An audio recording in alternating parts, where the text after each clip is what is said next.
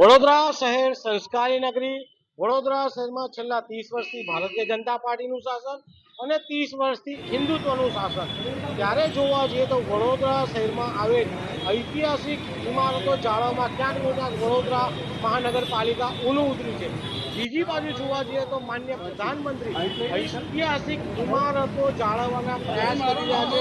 અને જાળવવા માટે જાણ કરી રહ્યા છે। ત્યારે વડોદરા શહેરમાં આવેલ માંડવીની જે ઐતિહાસિક ઇમારત છે એના બીમ જે જર્જરિત હતા 8-9 વર્ષથી અમે લોકો મહેનત કરી રહ્યા છે, પરંતુ હાલ વધારે પ્રમાણમાં જર્જરિત થતા વડોદરા મહાનગરપાલિકાએ કોઈ પણ પ્રકારનું ધ્યાન નથી આપ્યું। સાથે અહીંયા જોવા જઈએ તો લોખંડના એંગલો લગાવવામાં આવે છે, એ એંગલો પણ તોડા છે। બીજી બાજુ 30 વર્ષના શાસનમાં કેટલાય નગરસેવકો આવી ગયા, 30 વર્ષના શાસનમાં ધારાસભ્યો આવી ગયા, 30 વર્ષના શાસનમાં સાંસદ આવી ગયા અને 30 વર્ષમાં ઐતિહાસિક ઇમારતો જાળવવામાં વડોદરા શહેરના સત્તાધીશો ક્યાંક ભાન ભૂલ્યા છે। ત્યારે વડોદરા શહેરની ઐતિહાસિક ઇમારત જે કે માંડવી જે અત્યારે ધરાશયી થાય તેવી હાલતમાં છે, તો આ ઇમારતને સાચવવાના પ્રયાસ વડોદરા મહાનગરપાલિકા કરે તેવી અમારી માંગ છે। સાથે વડોદરા શહેરની જનતાને પણ વિનંતી છે કે ઐતિહાસિક ઇમારતો જળવાય તેના માટે અમે જે પ્રયાસ કર્યા છે એમાં સૌનો સાથ સહકાર આપે તેવી અમારી છેલ્લા ઘણા વર્ષોથી 4 દરવાજાના ઐતિહાસિક વારસાને સાચવવા, 4 દરવાજાનો સાચવવા, ન્યાય મંદિરને સાચવવા, માંડવીને સાચવવા માટે અમે મહાનગરપાલિકાના કમિશનરશ્રીને મીડિયાના માધ્યમથી સતત જણાવતા રહ્યા છે અને જાગૃત કરતા રહ્યા છે, પણ આટલા વર્ષોમાં કોઈ જ કામગીરી થઈ નહીં। છેલ્લું જાન્યુઆરી 2025માં જ્યારે માંડવીના પિલ્લરની અંદર તિરાડો દેખાઈ ત્યારે મહાનગરપાલિકાના કમિશનરને મીડિયાના માધ્યમથી જણાવ્યું કે આ માઇનોર તિરાડ નથી, ભવિષ્યમાં મોટું સ્વરૂપ લેશે, પણ એમને એની ગંભીરતા ના રાખી અને 2 મહિના પછી માર્ચ મહિનામાં આની કામગીરી શરૂ કરાવી। કામગીરીના સ્વરૂપે આ લોકોએ જે પિલ્લર ઊભા કર્યા એ પિલ્લરો એવા ઊભા કર્યા કે જે તિરાડો નથી એમાંય તિરાડોનો વધારો થયો, એટલે કે કામ બગડતું ગયું। અને જે મુખ્ય પિલ્લર હતું કે જેની અંદર કામ કરવાનું હતું એમાં આજ દિન સુધી કોઈ કામ કર્યું નથી, તો એ પિલ્લર અત્યારે એવી દશામાં છે કે નીચેથી અડધું તૂટી ગયું છે, તો એ લોકો જોઈ ના શકે એટલે એની પર કપડું લગાવી દીધું। તો મહાનગરપાલિકાના કમિશનરશ્રીને હજી પણ એ જ રિક્વેસ્ટ છે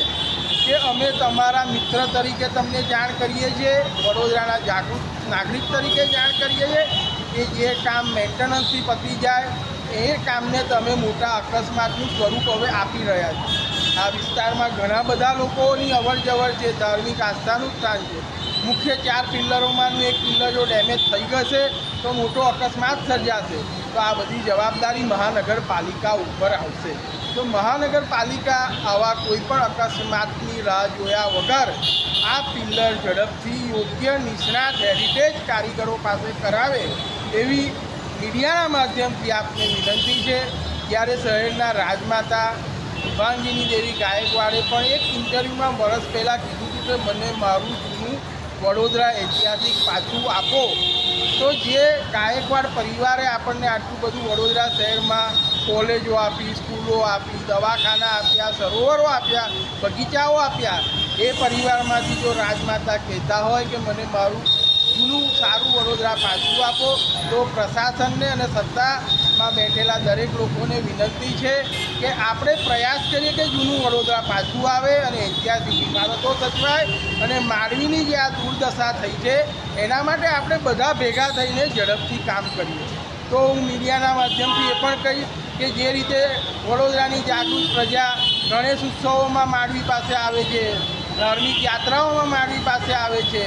ભારત મેચ જીતેને માંડવી પાસે આવીને આનંદ વ્યક્ત કરે છે, તો આજે આ માંડવી એવી દુર્દશામાં છે કે જેને તમારી જરૂર છે। તમે લોકો વડોદરાના જાગૃત નાગરિક તરીકે અવાજ ઉઠાવો અને માંડવી ઝડપથી કામ થાય એનું પ્રશાસનને ધ્યાન દોરો। એ સાથે દરેક ધર્મગુરુઓને પણ વિનંતી છે કે 4 દરવાજા વિસ્તારમાં દરેક ધાર્મિક સ્થાનો આવેલા છે અને દરેક ધાર્મિક સ્થાનોના ઉત્સવો માંડવી પાસેથી ઉજવાતા હોય છે, ત્યારે આપણે માંડવી પાસે સુંદર સુંદર ફોટા લેતા હોઈએ તે માંડવી જ્યારે નહીં રહે તો આપણે આ ઉત્સવો કેવી રીતે કરીશું માંડવી પાસે? તો આજે આ માંડવીને આપણા બધાની જરૂર છે, તો આપણે એક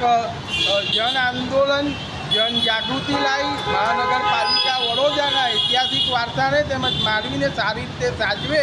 એના માટે ભેગા થઈએ અને મેં જે પ્રણ લીધું છે કે માંડવી જ્યાં સુધી પિલ્લર સારા નહીં થાય ત્યાં સુધી ચંપલ નહીં પહેરવું અને રોજ અહીં તપ કરીશ, તો તમે મારી જોડે આ તપમાં જોડાજો.